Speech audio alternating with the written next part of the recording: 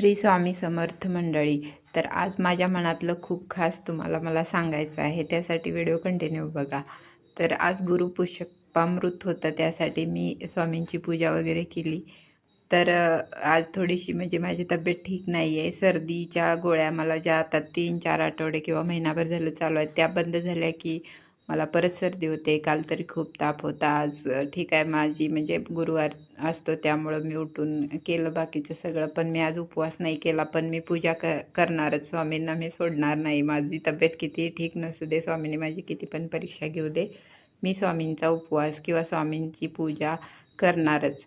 तर आज हे ₹50 मला माझ्या मुलाला एक्स्ट्रा कामाचे, म्हणजे पगार नाही आहे त्याचा अजून आलेला, पण त्याला आज एक्स्ट्रा काम मिळालं होतं. त्यातून त्याला ₹80 मिळाले होते. तर त्यातलं त्यानं ₹50 मला दिलं आणि ₹30 त्यानं काय असेल ते खाल्लं. तर हे मी ₹50 स्वामींच्या चरणी ठेवत आहे आणि स्वामींसाठी माझ्याकडून मी छोटीशी स्वामींसाठी एवढी ₹50ची वस्तू आणणार आहे. कारण म्हणजे मोठी नाही आहे, पण छोटी आणणार आहे. हे ₹50 माझ्यासाठी खूप मोठे आहेत, कारण माझ्या मुलाची पहिली कमाई आहे.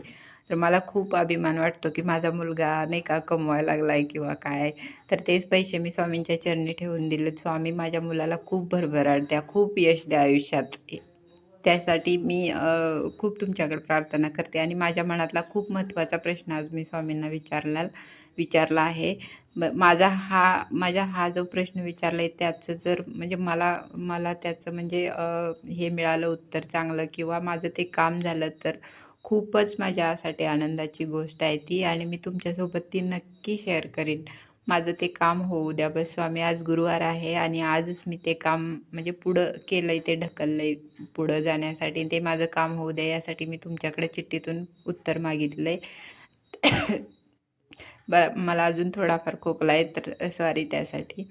तर मी जप वगैरे केला आणि स्वामींना मुजरा वगैरे केला. नंतर चिठ्ठ्या म्हणजे उत्तरासाठी मी त्यातून एक निवडली आणि बघितली चिठ्ठी.